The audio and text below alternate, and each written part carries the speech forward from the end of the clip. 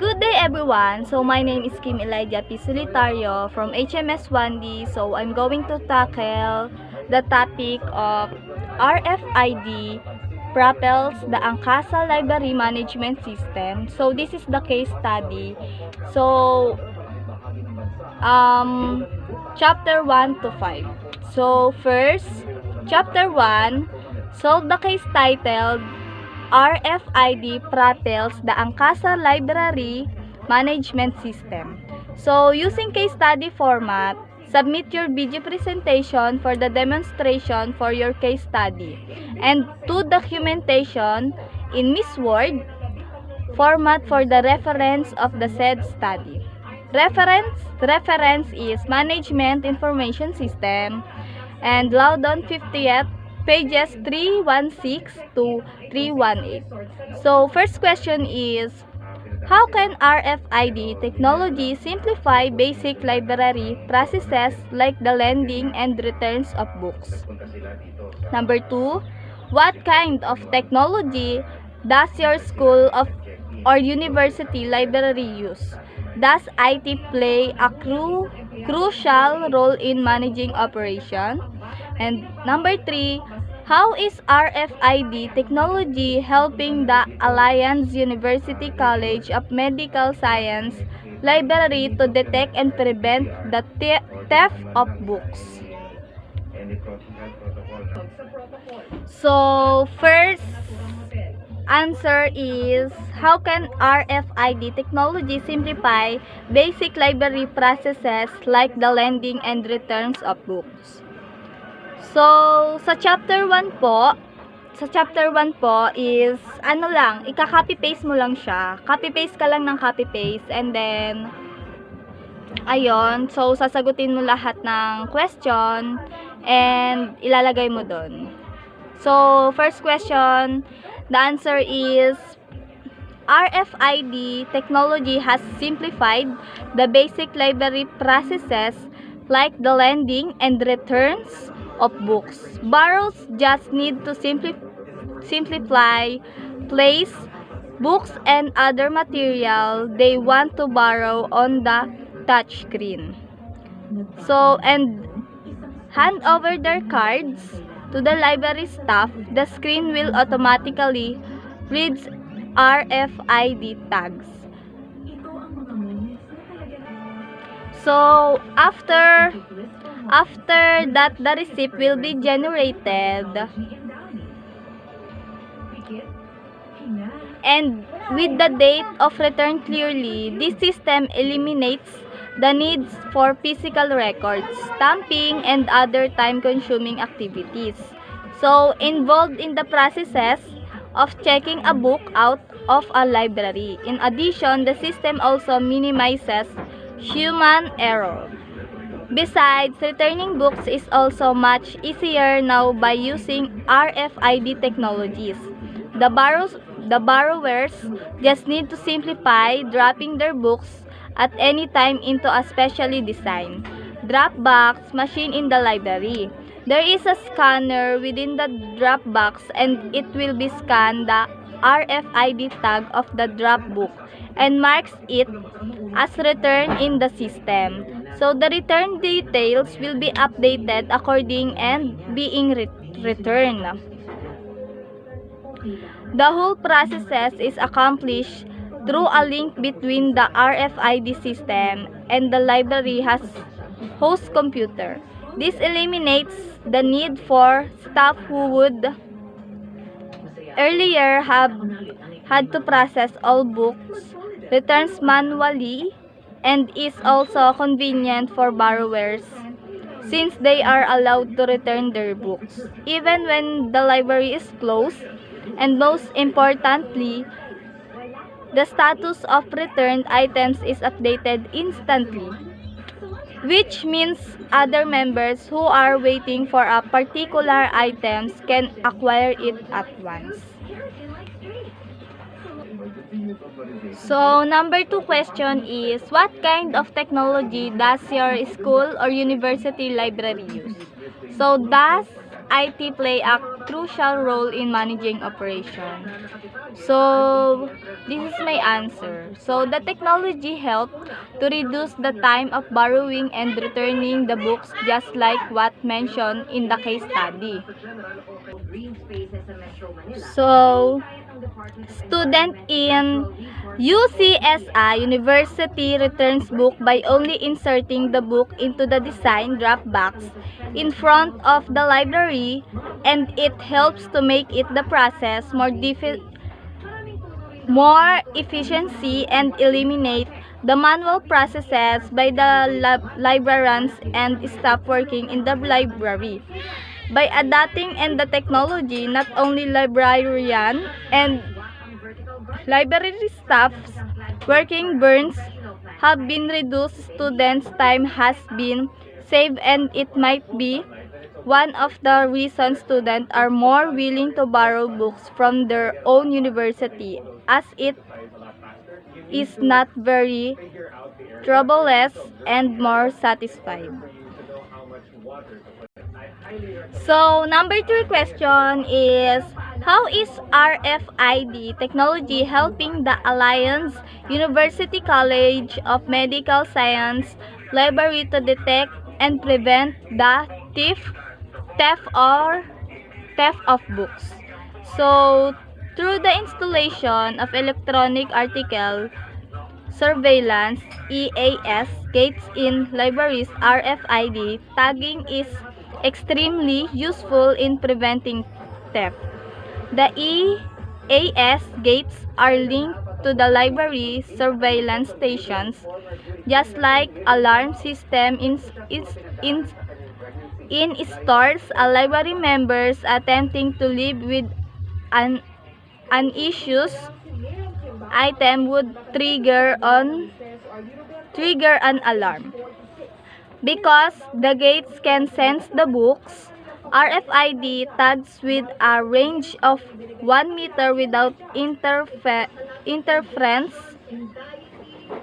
of magnetic items. When someone passes through with an issue items, an alarm is sounded and the gates are raised. An alarm of the person and sends it to the surveillance stations.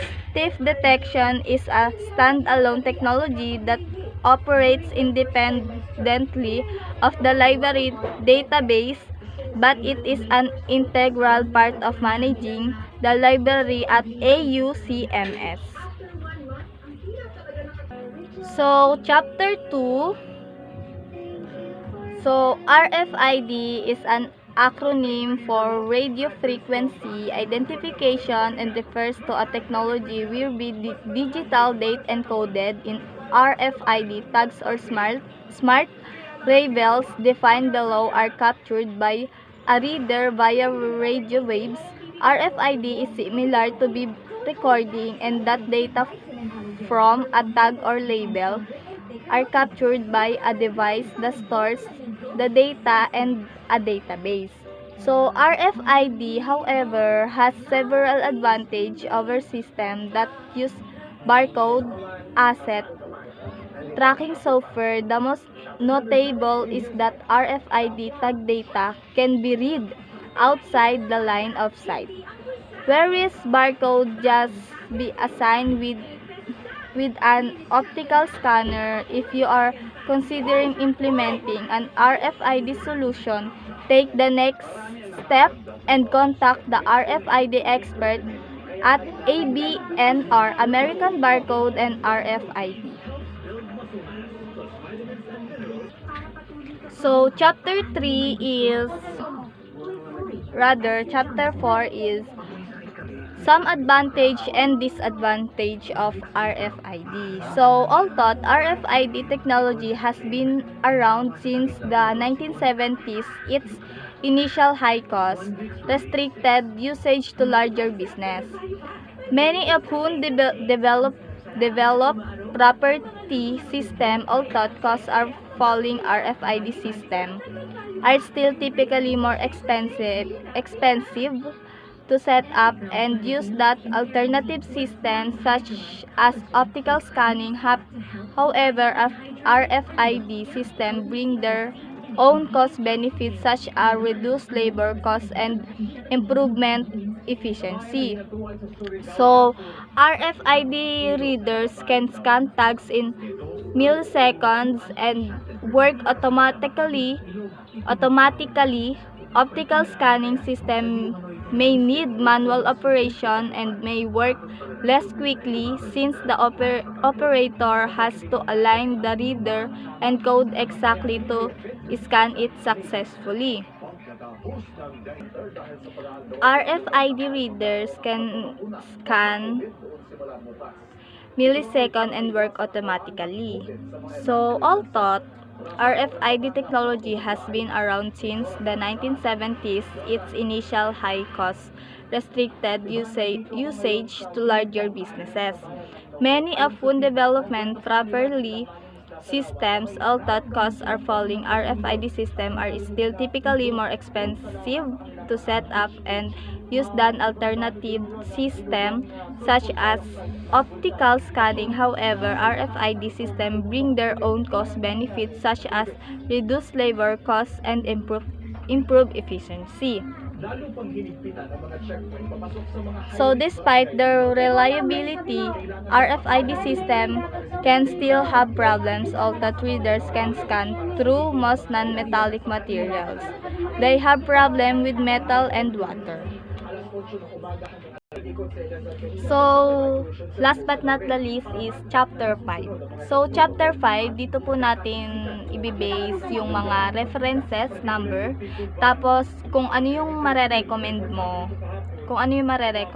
sa case study na to, or sa topic na ibinigay ni Sir, rather. So, first is, I recommended Athenas.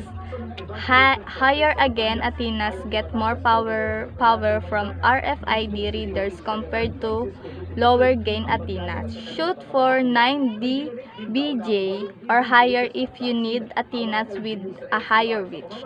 As you might expect, higher gain Athenas are larger than low gain ones. Larger Athenas can read RFID tags from 75 feet away or more, which is a great distance when you consider the sizes of modern warehouse. RFID readers that can sense tags from that far away give you a great advantage over low gain system. Just get your forklift or fork truck along one row of items and your high-tech tools quickly locate the items you need. So, second is, I recommended polarization. Polarization talks about the type of electromagnetic field the antenna produces. Linear polarization creates an EM field along a single plane, while circular polarization splits the field in two and makes it spins to cover as many planes as possible. Antennas with linear polarization extend their fields farther because they don't split their power in two. This only works when your reader aligns with your RFID tags. When you have antennas with the same gain but different polarization, the linear one reaches out farther. So, third is, I recommend SOAP method. SOAP stands for size, orientation, angle, and placement. In general, larger RFID tags read farther away than similar ones. Passive RFID tags can have ranges of up up 50 feet at their largest, while the smallest tag are just a few inches. So third is I recommend reader settings, and last but not the least, I recommend shorter cables. So that's all. Thank you. Hope you like my video presentation. God bless.